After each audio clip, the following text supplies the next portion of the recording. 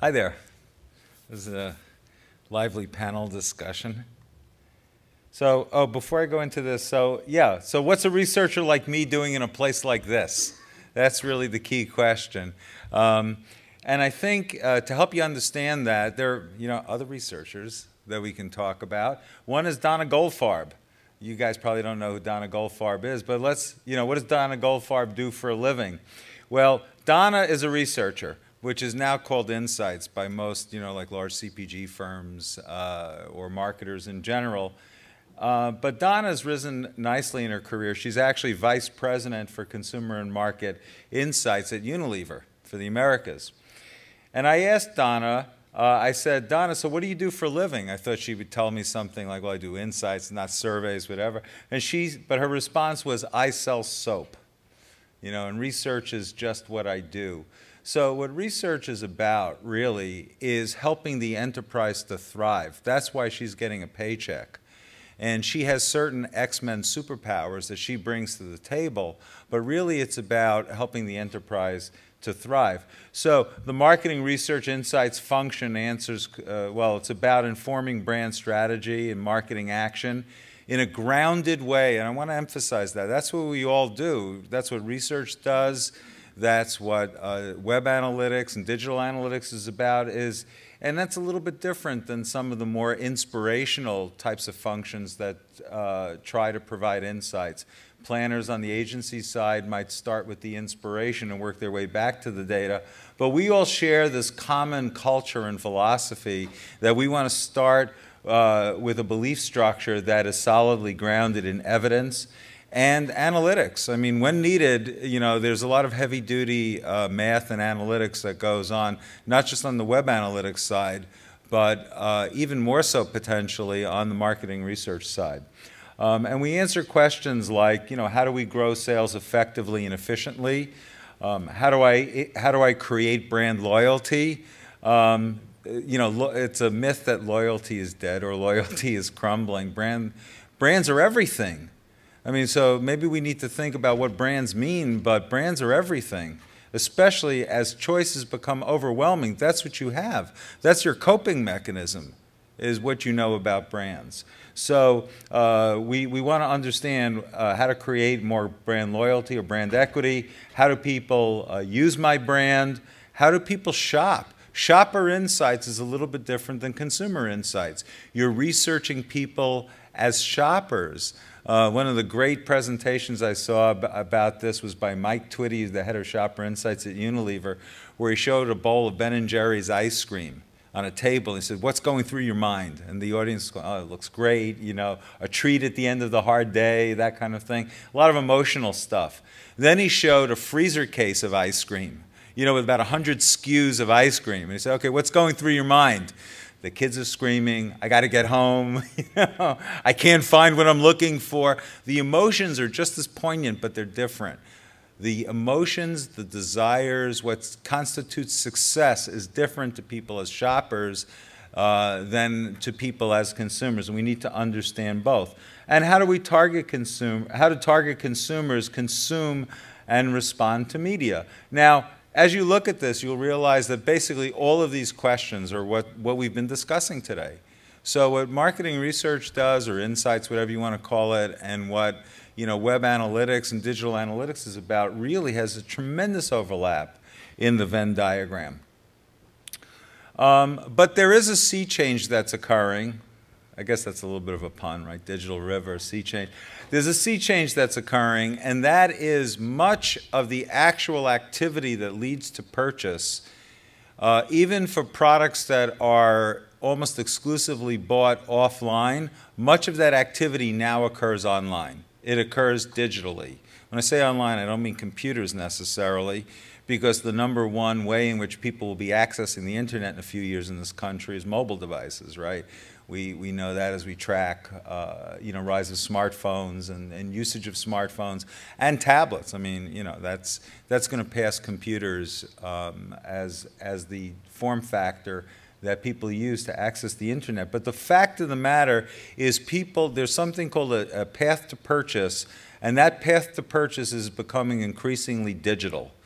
And so we have this wonderful opportunity because the same activity stream that's producing business outcome is also giving us a tremendously rich insights environment that we're able to analyze. We're able, the same kinds of analytics that we were talking about, you know, for ad serving or whatever, those are insights analytics. I forget the speaker from Visible Measure's name, but when he talked about, you know, all of those measures that related to how people interact with video advertising, I'm thinking copy testing, you know, copy testing, ad tracking. I mean, the insights value of this is just unbelievable. So, and the other thing about it is that what happens normally in marketing research is an issue comes up in a meeting and you don't know an answer, and the research person goes off and calls their supplier and they start a project. Right? They need to do a survey and hopefully they'll get the results quickly. Well, the fact of the matter is they'll never get the answer as quickly as they need it. And so it'll always be backward looking.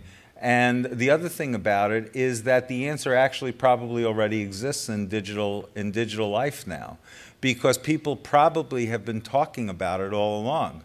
So when you think about you know, in the world of marketing research, there was mostly, you know, people start with projects, survey projects, and then maybe work their way to other sources of insights. One of the things that we believe is that the insights function needs to be redefined around starting with mining what's already out there in this naturally occurring organic type of way, this digital river of information that's fed by all these numerous tributaries. And by the way, those tributaries can also be man-made because you can have your brand trackers and that type of thing as part of that. But research, you know, it can't restrict itself any longer to those manageable projects where the surveys are all constructed with a vocabulary that the researcher controls. We need to think about things differently towards the same end of insights and driving brand success and success of the enterprise. But let's think about starting with this river rather than projects. And so we think that as digital life becomes more and more insights rich and becomes integral to the selling and commercial process itself, that it's time for digital and research analytics people to kind of start sharing their thoughts and the way they approach really what are very common problems. So rather than my just talking to you about what research and marketing teams care about, when I was the Chief Research Officer at the ARF, I led the creation of a video that has a number of leaders from the profession talking. It takes a few minutes, and I thought I'd show this video, which is on YouTube. You could find it by going to this URL. But if you could play the video, I'd like you to hear others' voices. Today, more than ever before, we understand that consumers are to share ideas, to be heard and to have their hand in things. Kind of begins with paying attention and getting our arms around this whole space. And 2 years ago, literally 2 years ago, is when we started to pull these pieces together. We were starting to hear from people with places like Gizmodo and Engadget, and of course there's bigger sites like The Consumerist out there that have a lot to do with our business. CNET has morphed into very much a community site, and there are just thousands and thousands of them. If they don't like what they see, consumers can become telling activists in a tweet beat. To be effective in these changing times, we must transform the corporate enterprise to become fast learning, agile, and willing to relinquish control and bring the voice of the human being into marketing decision-making. In today's communications world, marketing rules have changed forever, and today are forever changing. Are your insights just getting the organization to the what, or are they guiding you to the now what? We as insights professionals spend a lot of time and money in understanding consumers and shoppers. While it is important to understand consumers and shoppers, we should also keep in mind that if we focus on just consumers and shoppers, we would come up with incremental ideas, because these ideas are based on insights on consumers as consumers and shoppers as shoppers. But if we focus on understanding basic human conditions, we would come up with breakthrough ideas. In this new world, it all starts with listening. You know, there's a reason we have 2 ears and 1 mouth. It's all about listening. Using those ears can create brilliance in any business. Over the last 10 years, we've done many great things, and many of the great things we've done here are a function of people doing the simple act of listening. What's fascinating about the world we're living in today is the new opportunities we have to listen. New forms of media and new forms of social interaction create incredible new possibilities for us to listen in much deeper and meaningful ways about our brands. Accurate measurement of the past alone is not enough, because our past is becoming less predictive of our future. We must take advantage of Web 2.0 as an insights engine.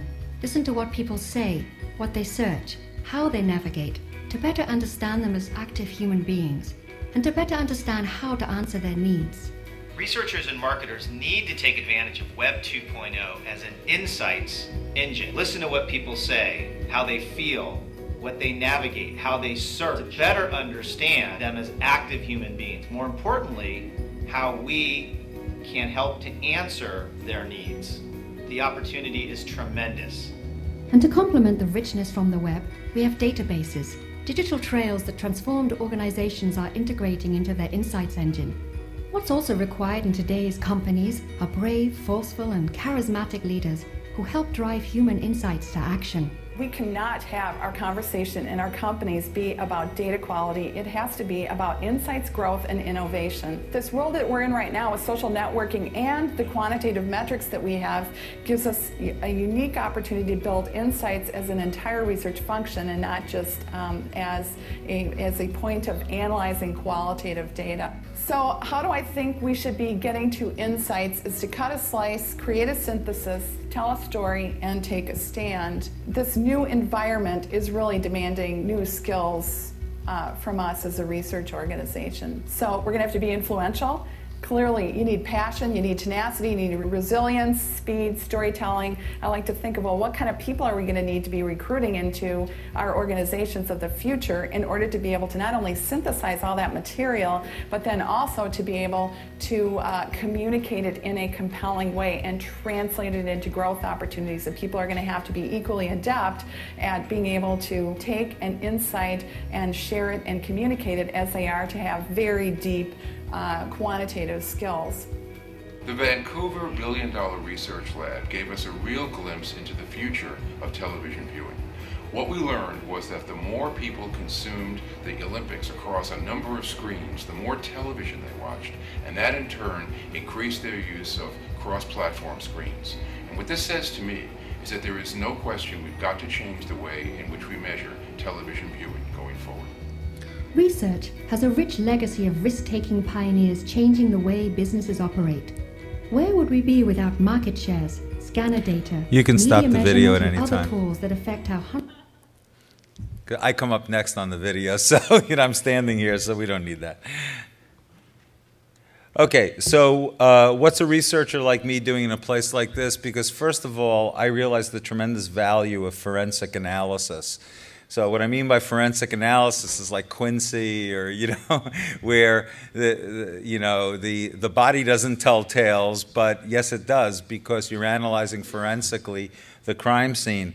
And the first place in marketing research where we saw the tremendous value of forensic analysis was probably by dunnhumby, analyzing frequent shopper data in the early 90s. In the UK, the #1 grocery retailer was Sainsbury, and a distant #2 was Tesco.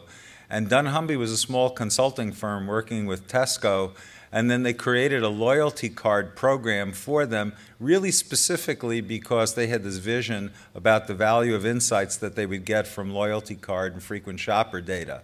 And today, Tesco is by far much bigger than Sainsbury and one of the largest retailers in the world. And dunnhumby, by the way, is many, many times bigger than they were. I think they were maybe $10 million in sales at the time they started working with Tesco, and today they're hundreds of millions. So they've certainly been rewarded, and they brought their model into the US and globally. But the same kind of idea exists in digital, because digital is native to the shopping process, even for offline purchases. So we must study it. We must understand the impact of digital, and we have to realize that it's rich in forensic insights. So for example, just as a simple idea, a traditional research approach for somebody like a Kraft might be to do a brand tracker where one of the things you're researching is attribute ratings for your products on dinner ideas, you know, is a great source of dinner ideas. Well, maybe you don't even have to ask that question in a survey anymore, because now you can analyze you know, how many people are searching for dinner ideas. And you can analyze what shows up organically, and you can analyze where that phrase drives traffic to. So, you know, you can also analyze social media data. Social media data, some organizations have actually created a research metaphor out of social media data where they can code up unstructured sound bites or conversations and say, hey, this is a conversation about dinner ideas, and the degree of favorability in terms of you know, sentiment scoring is such that it's extremely positive, or it's extremely negative, or it's neutral. So you actually can get to almost the same kinds of metric deliverables, but do it in this much more natural, universal type of way. So what's a researcher like me doing in a place like this? Because we need to reinvent brand tracking.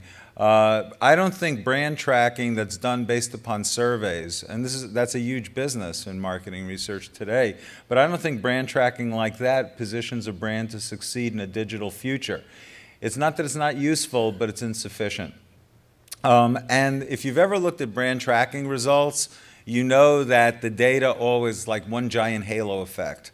And once you know the relative market shares of two brands, you can almost guess what the attribute profiles look like, what the awareness level looks like, the brand equity scores. It's like one giant halo effect. It's a dance, almost. It's like choreography.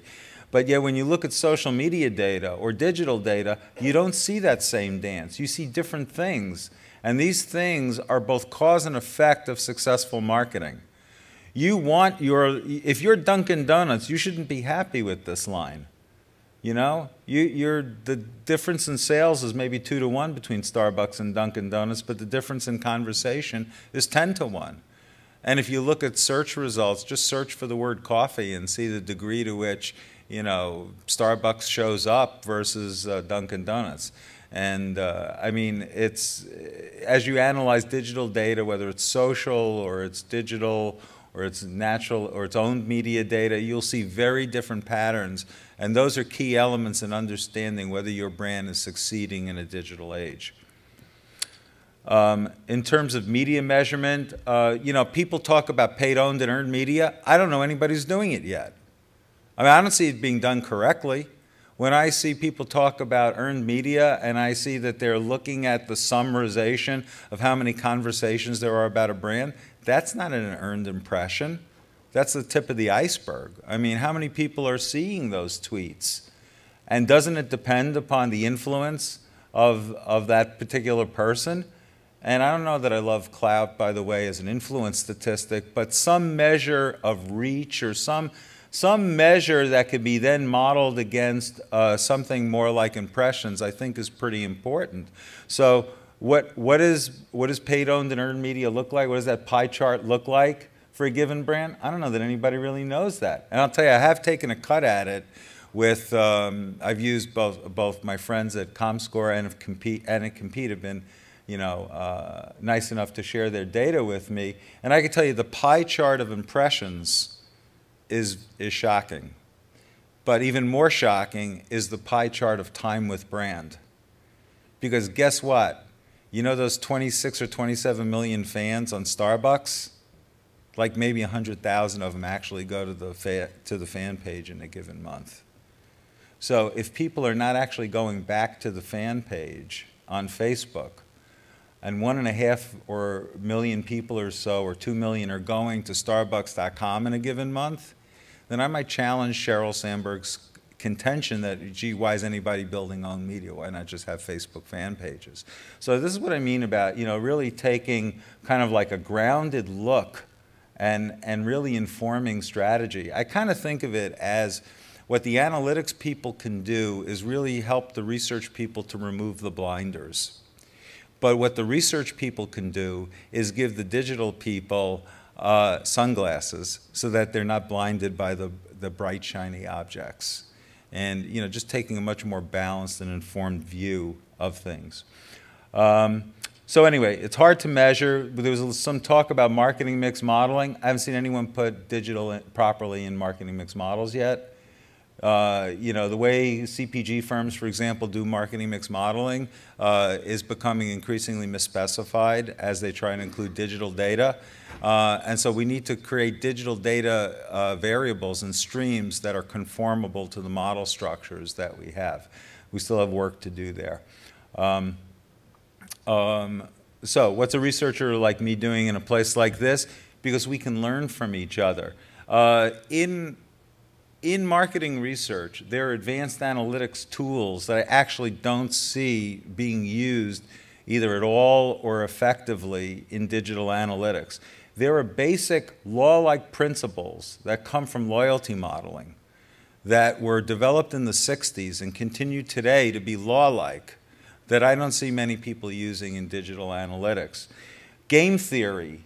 When I think about attribution modeling, I mean, game theory to me, the statistics that are used in marketing research that come from game theory, I think are natural to apply to attribution modeling. Maybe it'll turn out to be a false path, but I haven't actually seen people try it yet. So, there's that. Conjoint analytics, what's done in conjoint designs or discrete choice experiments, that experimental design, you would think that that could easily be applied to digital advertising, where you can componentize, like a display ad into a number of different component parts and systematically manipulate the combinations of components in the first couple of days of the campaign and then in-flight do optimization. Now, there's some companies that do things like that, but they're not actually using the experimental design approaches that have been used for so many years in marketing research. So I think there are things that marketing research can certainly share with digital analytics that would really help. And I think also that the digital possibilities, the metrics, the underlying infrastructure in digital is not something that marketing researchers completely understand yet. So I think that there's a great opportunity from having us analytics folks, but coming from different floors in the building, so to speak, to have us share knowledge and intersect what we know. I'm just going to go through this quickly because I know I'm running out of time. This U-shaped curve is that law-like principle that I was talking about.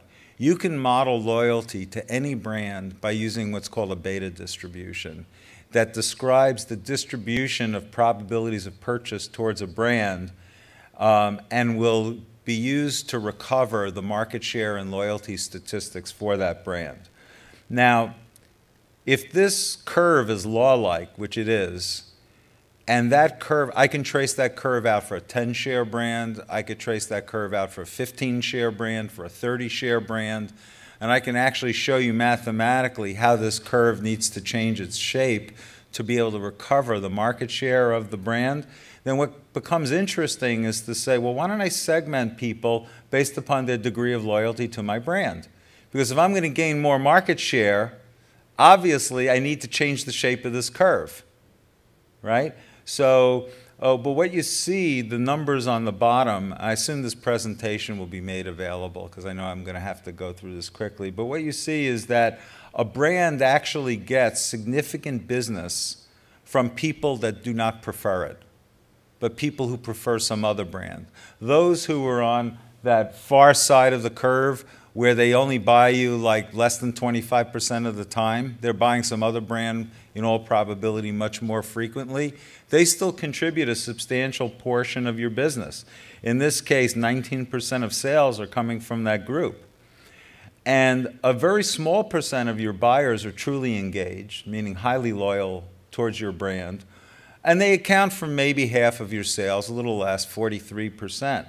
But what's interesting to think about is how does this curve have to shift if you're going to grow your brand sales? If you're going to grow from a 10 to a 15 share, what happens?